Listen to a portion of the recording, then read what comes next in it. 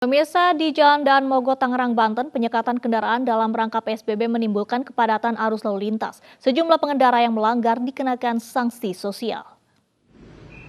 Hingga Selasa malam, penyekatan kendaraan terus dilakukan petugas di pos checkpoint Batu Ceper dan Mogot, Kota Tangerang, Banten. Penyekatan kendaraan membuat arus lalu lintas dari Jakarta menuju Kota Tangerang padat. Sejumlah pengendara yang melanggar aturan diperiksa di pos dan akan dikenakan sanksi sosial.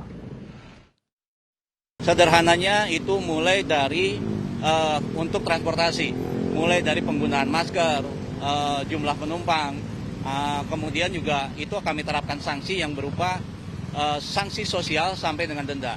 Memang saat ini kami masih menerapkan sanksi sosial yang sifatnya mudah-mudahan bisa memberikan efek jera. Pemirsa, pembatasan sosial berskala besar di Jakarta nyatanya belum mengurangi pergerakan warga ibu kota. Sejumlah ruas jalan padat akibat tingginya volume kendaraan.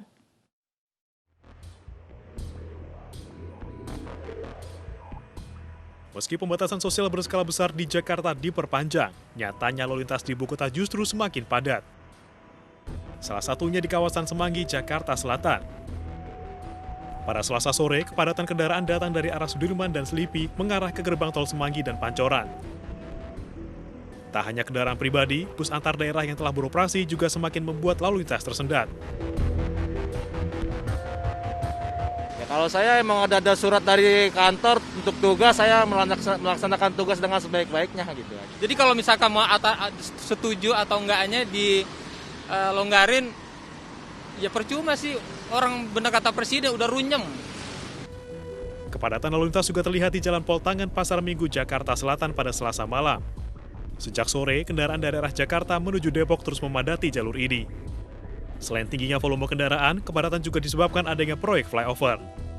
Dari Jakarta, Tim Liputan iNews melaporkan.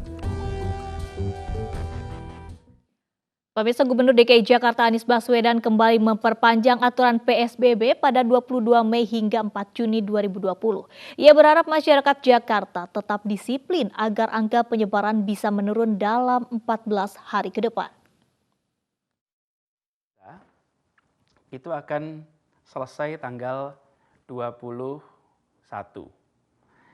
Bila kita melakukan kedisiplinan tetap berada di rumah 2 minggu ke depan, maka insya Allah setelah 2 minggu ini kita bisa keluar dari fase PSBB. Ini insya Allah bisa menjadi fase terakhir PSBB kita. Sesudah itu kita akan bisa kembali berkegiatan dengan meningkatkan kewaspadaan. Ada protokol yang harus diikuti, menggunakan masker, cuci tangan rutin, jaga jarak, selalu kalau sakit tidak pergi, kemudian kalau ada keluhan segera periksa, kewaspadaan ditingkatkan. Tapi 2 pekan ke depan adalah kunci. Karena itu 14 hari ke depan, mulai tanggal 22 sampai dengan tanggal 4, ini adalah masa menentukan. Apakah kita akan rata, apakah kita akan naik, ataukah kita akan turun.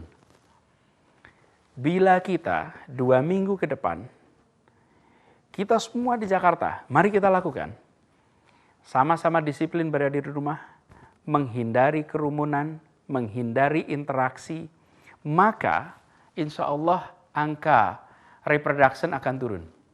Kalau angka reproduction ini turun, maka Jakarta berhasil mengendalikan pergerakan COVID-19. Dan bila itu kita kerjakan sama-sama, maka nanti kemudian Jakarta bisa kembali berkegiatan, tentu normalnya baru. Orang biasa mengistilahkan new normal. Bukan kembali seperti kemarin, tapi normal yang baru. Tapi bila di dalam 2 pekan ke depan, 14 hari ke depan, kita merasa sudah selesai PSBB-nya, merasa dilonggarkan, merasa dikurangi, lalu berkumpul, kegiatan-kegiatan pengumpulan orang terjadi, ada potensi angka ini akan naik lagi. Tidak hanya Provinsi DKI Jakarta, pemerintah Provinsi Jawa Barat juga resmi memperpanjang PSBB. PSBB dilanjutkan dengan penyesuaian di kabupaten kota berdasarkan tingkat kewaspadaan.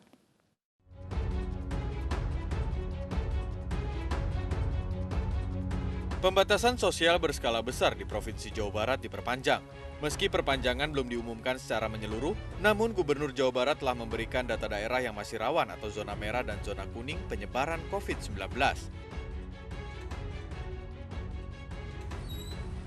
Ridwan Kamil menyatakan penerapan PSBB di Provinsi Jawa Barat akan dilanjutkan secara proporsional berdasarkan level kewaspadaan zona di masing-masing daerah.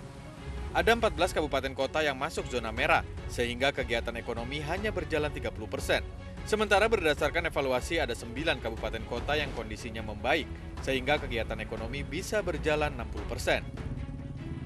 Kesimpulannya adalah PSBB provinsi dilanjutkan tapi berbasisnya proporsional.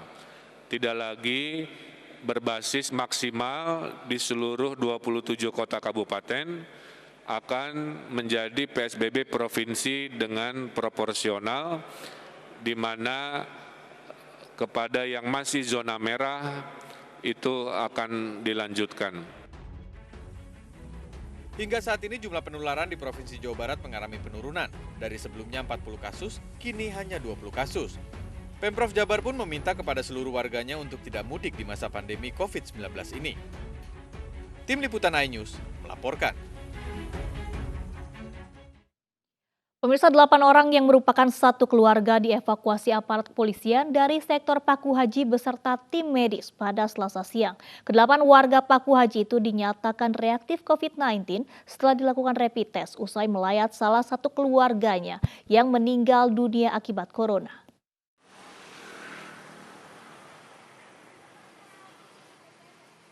Dengan menggunakan alat pelindung diri, aparat kepolisian dari sektor Paku Haji Kabupaten Tangerang beserta tim medis mengevakuasi 8 orang yang merupakan satu keluarga di Desa Cituis, Paku Haji, Kabupaten Tangerang, Banten. Evakuasi terhadap 8 orang ini dilakukan setelah mereka dinyatakan positif reaktif COVID-19 usai rapid test setelah ke-8 orang ini melayat salah satu keluarganya yang meninggal dunia akibat COVID-19. Kapolsek Paku Haji AKP Edi Suprayitno menjelaskan, usai dilakukan rapid test kepada 17 orang, 8 diantaranya dinyatakan reaktif COVID-19 dan segera dievakuasi untuk dikarantina di rumah sakit rujukan.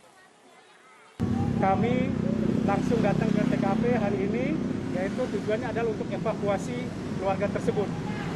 Jadi di salah satu keluarga tersebut, memang hari Jumat itu ada keluarganya yang meninggal. Setelah terjadinya kejadian tersebut, maka tim dari medis Puskesmas Paku Haji melakukan tes darah untuk mengambil sampel darahnya apakah terindikasi COVID-19 atau tidak. Dari 17 yang diambil sampel darahnya, 8 diantaranya positif. Sementara itu, ke-8 orang yang dinyatakan reaktif COVID-19 ini rencananya akan dibawa ke 2 rumah sakit rujukan, yakni Rumah Sakit Siloam serta Rumah Sakit Anabatik Kelapa II Kabupaten Tangerang, Banten. Dari Kabupaten Tangerang, Banten, Aimar Rani, iNews melaporkan. Pemirsa, seorang bocah berusia 2 tahun di Pasuruan, Jawa Timur dinyatakan kembali positif terinfeksi virus corona. Padahal sebelumnya pasien sempat dinyatakan sehat dari infeksi virus corona. Balita laki-laki asal Lecari, Kota Pasuruan, Jawa Timur, kembali jalani isolasi di Rumah Sakit Dr. Sudarsono. Satgas COVID-19 Kota Pasuruan menyatakan swab balita berusia 2 tahun itu kembali menunjukkan hasil positif. Padahal sebelumnya pasien sempat dinyatakan sehat dari infeksi virus corona. Balita itu dirawat di Rumah Sakit Bangil tanggal 18 sampai tanggal 11 Mei. Pulang karena membaik dan kemudian karena hasil swabnya baru keluar kemarin, setelah hasil swab positif saya isolasikan di Rumah Sakit Umum Sudarsono. Selain mengevakuasi balita laki-laki ke rumah sakit, tim kesehatan juga turut mengisolasi 12 orang anggota keluarga balita tersebut. Dari Pasuruan, Jawa Timur, Jaka Samudra, iNews melaporkan. Kita ke informasi lainnya, pemirsa. Pemerintah memastikan akan menambah modal baru bagi 12 BUMN strategis untuk mempercepat upaya pemulihan ekonomi nasional. Bantuan negara kali ini akan mencapai 121 triliun rupiah.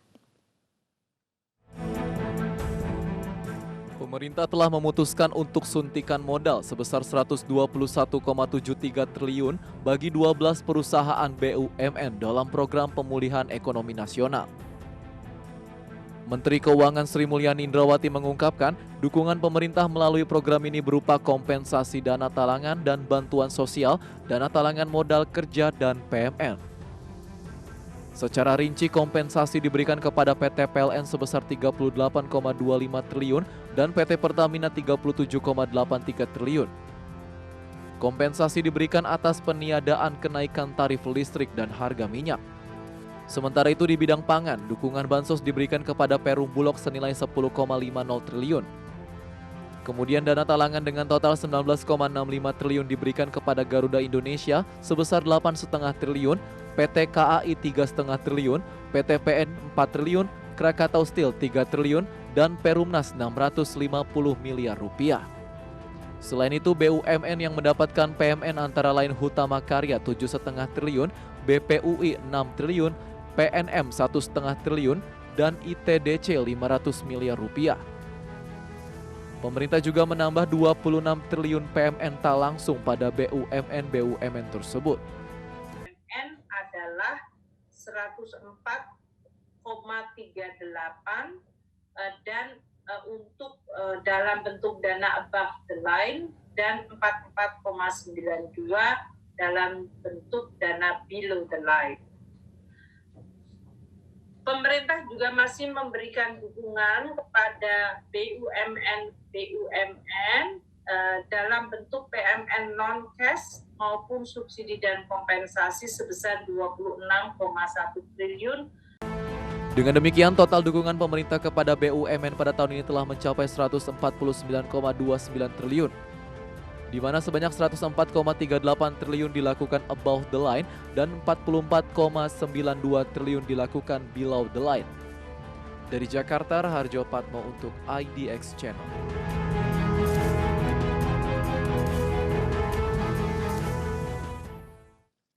Pemirsa, berbagai inovasi penangkal virus corona terus dilakukan, salah satunya berbasis tanaman eukaliptus. Selain digunakan sebagai formula aromatik, eukaliptus kini dikembangkan dalam berbagai bentuk. Salah satunya disinfektan yang mampu memutus penyebaran virus corona.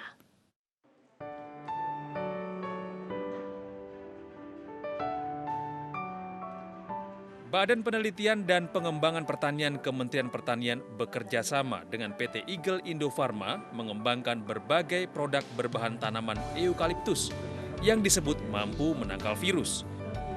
Kepala Balitbang Pertanian Kementerian Pertanian Fazri Jufri menyatakan 4 jenis formula hasil riset sejumlah balai di bawah naungan Balitbangtan ini sudah ditunggu kehadirannya oleh masyarakat.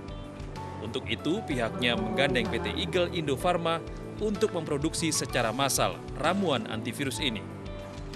Tadi sampaikan harapan kita juga nanti PT Eagle Indofarma ini bisa menyerap hasil-hasil petani kita yang ada di beberapa tempat. Jadi saya ditelepon tadi dari beberapa petani ada di Lampung, di Medan yang sudah mengembangkan beberapa jenis eukaliptus. Jadi eukaliptus yang tersedia dan dibutuhkan yang sesuai dengan formula yang kita indikan tentunya akan kita teman-teman dari PT Eagle akan menampung itu.